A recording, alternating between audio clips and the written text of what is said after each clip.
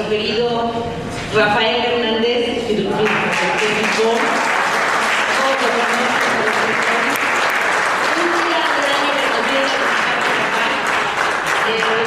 si nuestro querido Pepe de verdad vaya a llegar, pero ahorita le hablamos para preguntar, pero con Rafa nos sobra y nos requete sobra, para el fin que le cuesta mucho trabajo transmitir sus ideas a la gente y le cuesta más trabajo sobre todo cuando lo hace gráficamente. Entonces lo vamos a dejar que platique con ustedes y el tema que hoy nos va a tratar va a ser sobre los medios de comunicación. Entonces, demos una fuerte bienvenida a la familia Orozco, que nos permita, como siempre, el uso de sus instalaciones aquí en Mercurio. Bueno, buenas noches. Muchas gracias por invitarme. Y bueno, yo quiero pedirles que me disculpen porque en otra ocasión me había programado Laura, se me complicó todo, no pude ir, vino Cintia en lugar mío y de Pepe. Yo básicamente lo que les quiero plantear, de lo que les quiero hablar, es de cómo funcionan los medios en este país, de cómo nos bombardean con información y cómo se estructuran estas cosas, y además voy a tratar de relacionar con el caso del Sindicato Mexicano de Electricistas. Yo quiero recordar que en últimas fechas hemos tenido una serie de eventos curiosos en este país. Yo cada vez estoy más convencido de que Felipe Calderón no es que sea un mal presidente, sino que lo que quiere es romper el libro Guinness de récords del mayor número de crisis acumuladas en el menor tiempo posible, y creo que lo va a lograr. Si ustedes se recuerdan, pasamos de una crisis de legitimidad y él nos metió en una guerra contra el narco, contra el crimen organizado, que él, supongo yo, porque estas son las lógicas que siempre manejan estas personas, pensó que esta guerra iba a aglutinar a la población en torno suyo. Es una viejísima estrategia mediática que utilizan algunos grupos, ¿no? Se busca un enemigo. Cuando una comunidad está dividida, se busca un enemigo común para que la comunidad se aglutine en contra del enemigo común. Bueno, aquí se encontraron un enemigo que parecía ser que era pues el gran enemigo, ¿no? Pues el crimen organizado. Digo, yo creo que nadie puede estar con el crimen organizado, nadie puede estar a favor de estas cosas. Sin embargo, pues ha sido una guerra muy rara, porque es una guerra que básicamente se centra en cosas territoriales y no ataca ni las redes de protección política al narco, ni las redes de lavado de dinero. Entonces yo quiero preguntarles una cosa: ¿ustedes creen que van a poder combatir al narco nada más a nivel de calle? Si tú no atacas las redes de protección política y sobre todo si no atacas las redes de lavado de dinero, lo que provocas es una guerra por el territorio, ¿no? Y obviamente provocas que algunos sectores malintencionados, ¿verdad?, digan, como algunos cárteles, digan que el gobierno está apoyando a un grupo en contra de los demás. Entonces esta guerra pasó de esta crisis de legitimidad a una crisis de seguridad pública. Nos metieron de lleno en una crisis de seguridad pública, porque si ustedes leen los periódicos se van a dar cuenta que a la fecha llevamos más de 14,000 muertos. No sé, o tal vez exagere, tal vez sean 13,000. Son 14,000, ¿verdad? Es que dejé de leer periódicos una semana. Yo creo que se me disparó la cifra. Pero si ustedes miran, es una verdadera crisis de seguridad pública. Y fíjense, nosotros tenemos la enorme fortuna de que vivimos en una ciudad en la que no se ha asentado la guerra contra el narco, porque esta ciudad todavía es vivible y habitable y transitable. Ustedes se pueden subir al metrobús, etc. Si ustedes van a Ciudad Juárez, hay hasta toques de queda, es decir, no oficiales, pero toques de queda. La gente no sale de su casa después de cierta hora. Entonces pasamos de una crisis de legitimidad a una crisis de seguridad pública. En medio de todo esto nos metieron en una cosa que no nos había pasado en más de un siglo, en cerca de un siglo. Nos metieron en una crisis de salud pública, con el caso del virus H1N1, que si ustedes revisan la historia, pues van a ver que efectivamente, obviamente Calderón no hizo al virus, Pero es claro que la situación se convierte en una epidemia, se convierte en una situación médica de emergencia por el mal manejo que tomó este gobierno. Desde las medidas, ustedes, si hacemos la historia de la crisis, nosotros veremos que desde noviembre la gente del poblado de La Gloria está advirtiendo de que hay brotes epidémicos y un brote inusual de enfermedades respiratorias, etc.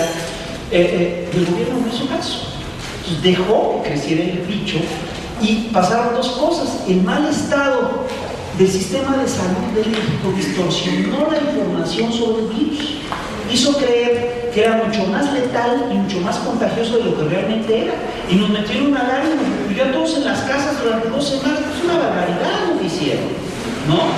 Y eso además nos metió, ahondó la crisis económica, es decir, entonces nos metió también en una crisis de salud.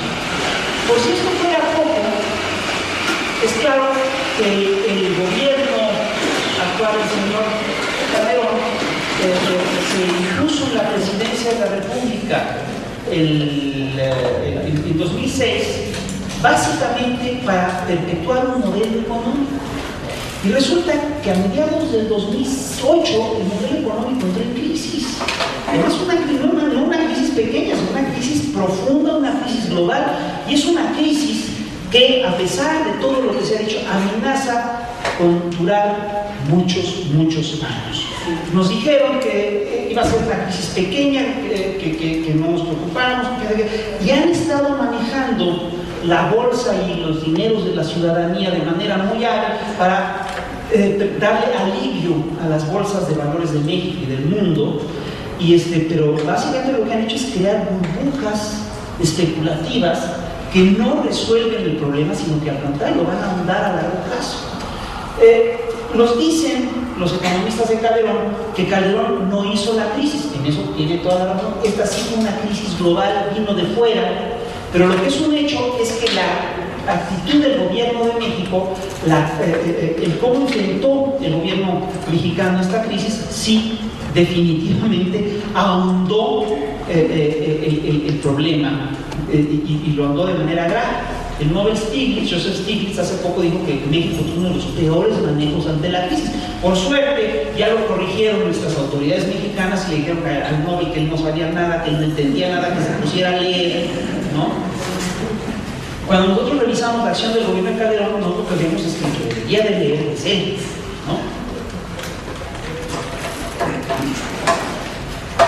Miren, cuando llega una crisis recesiva, es muy importante que se actúe con rapidez, porque la crisis recesiva desata círculos viciosos que van creciendo.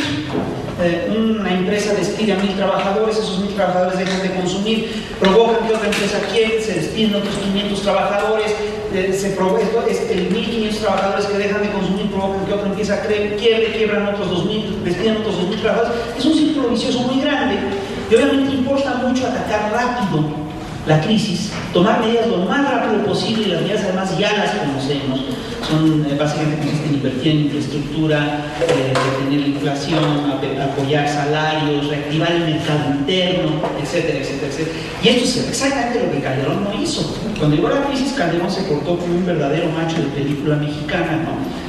Dijo, no, a mí esa crisis no me preocupa, me gusta, es más, me gusta que haya esta crisis, ¿no? Porque yo me crezco ante los problemas, se ve que la receta no le ha funcionado a lo largo de la vida, pero el señor dijo todo esto, que él se crecía ante las cosas, y dijo como si fuera Jorge Negrete, a mí me gustan grandotas aunque me peguen, ¿no? Entonces llegó la crisis, es mucho más grande de lo que jamás pudieron imaginar, y ya nos llegó. Al cabo de un rato, resulta que se dan cuenta de que hay un déficit fiscal de como 600.000 millones de pesos, ¿no? Es una barbaridad, es un déficit fiscal histórico, no tiene más que un problema profundo a muy largo plazo. Y Calderón, curiosamente, cuando Carstens, al mismo tiempo que Carstens anuncia el déficit fiscal, Calderón no dice, bueno, pero ya resolvimos el problema, ya resolvimos la crisis. Hay que ser idiota. Si tú tienes un déficit fiscal de 600.000 millones, esa es la crisis. Y mientras no lo resuelve, pues no sale de la crisis. El caso es que ha ido de crisis en crisis. Y lo que uno se pregunta es, bueno, ¿y cómo le hacen estos señores para mantener el control? No solo eso, sino que nos han metido en esta crisis, pero además nos ha metido en una serie de lógicas que son, yo creo que muy peligrosas, en el momento peor de su gestión. Calderón toma 3 medidas que realmente ningún gobierno que se preocupara por la estabilidad del país tomaría. La primera es plantear el recorte del presupuesto de la educación pública superior. Es una barbaridad. Esto se detuvo finalmente, el recorte no fue lo que quería Calderón, pero las otras 2 medidas sí se tomaron, fueron muy graves, y ahorita vamos a ver cómo las han manejado, por qué las han podido manejar. Vamos a ver básicamente cómo las han manejado en términos muy amplios. La segunda medida que me parece inaceptable en tiempos de crisis es que Calderón lanza un paquetazo fiscal que es increíble, porque nos aumenta considerablemente los impuestos a los causantes cautivos. Si efectivamente pasa el ISR del 27 al 30, no crean que nos suben 2 puntos, si ustedes hacen cuentas, van a ver que lo que nos quitan del salario es más del 3%. Nos dan un trancazo serio a nuestra economía. Y no solamente eso, sino que suben el IVA del 15 al 16%, lo cual afecta básicamente a los sectores más necesitados. Y además, aquí hay una cosa muy curiosa, porque los señores neoliberales, los señores que creen en el libre comercio, plantean desde hace tiempo la idea de que el impuesto más parejo, aquel del que nadie escapa, es el IVA. Yo quiero decir que eso seguramente es cierto en Noruega, y seguramente será un impuesto muy justo en Noruega, que es una sociedad más o menos igualitaria. Pero en una sociedad como la de México, el IVA se traduce en un impuesto profundamente injusto. Y les voy a decir por qué. Porque el 80% de la población que vive en pobreza le dedica un porcentaje muy alto de sus ingresos, a veces el 80% de sus ingresos, a alimentos y medicinas. En cambio, los sectores más ricos, que son menos del 1% de la población, le dedican menos del 2%. O el 10% de la población le dedica menos del 2% de sus ingresos a alimentos y medicinas. De modo que si tú subes, le tasas los alimentos con IVA, le subes un 1% a los alimentos en IVA, le estás subiendo, le estás dando un golpe sobre el 80% del salario al 80% de la población. ¿Me explico? El grueso de los pobres pues, resienten un trancazo muy fuerte sobre sus ingresos. En cambio, el 10% más rico pues, ni le hace cosquillas. Entonces, es un impuesto profundamente injusto. En medio de la crisis, el señor plantea un paquetazo fiscal que daña al grueso de la población. Pero además aquí viene una cosa increíble, porque uno dirá, pues ellos te dicen, bueno, es que ¿de dónde quieren que saquemos? Nosotros dijimos desde hace muchos años que el gobierno no le cobra impuestos a los más ricos de este país. Es una cosa, es increíble porque es un dato que es irrefutable, ¿no? Sin embargo, es un dato que parece que no afecta al grueso de la población, que pasa como desapercibido. Y perdónenme, pero es un dato fundamental, porque nos habla de que hay un sector de la población que está siendo claramente beneficiado por este gobierno y que el grueso de la población está siendo gravemente afectada, gravemente perjudicada. Nosotros llevamos años diciendo, miren, no se le cobran impuestos a estos señores, que además la situación es muy escandalosa, porque no le cobran impuestos a un grupo como de 100 empresarios. Son alrededor de 100 empresarios, pero son los más ricos del país. Son gente que no tendría, son los que más tendrían que pagar impuestos, los que más han sido beneficiados por el modelo. Roberto Hernández, Carlos Slim, Claudio X González, Aramburu Zavala, Asunción Aramburu Zavala, Germán Larrea, toda esta gente, todos los grandes potentados de este país, no pagan impuestos. Es decir, bueno, pagan menos del 2% de impuestos, pero pagan 1.79 de impuestos por regímenes especiales. Por fuera, además, evalen otra cantidad brutal de impuestos, ¿no? Y además, muchos de los impuestos que pagan se no regresan. O sea, en medio de la crisis, el señor hace una reforma fiscal que afecta al grueso de la población y que mantiene los privilegios de 100 tipos. Es que es increíble que puedan hacer esto sin que se les arme un escándalo. Y la última cosa que hace Calderón en medio de la crisis, en su peor momento, es que de repente decide liquidar Luz y Fuerza del Centro, desaparecer a un sindicato y corre de un tajo a 44,000 trabajadores de base y a 10,000 trabajadores de confianza.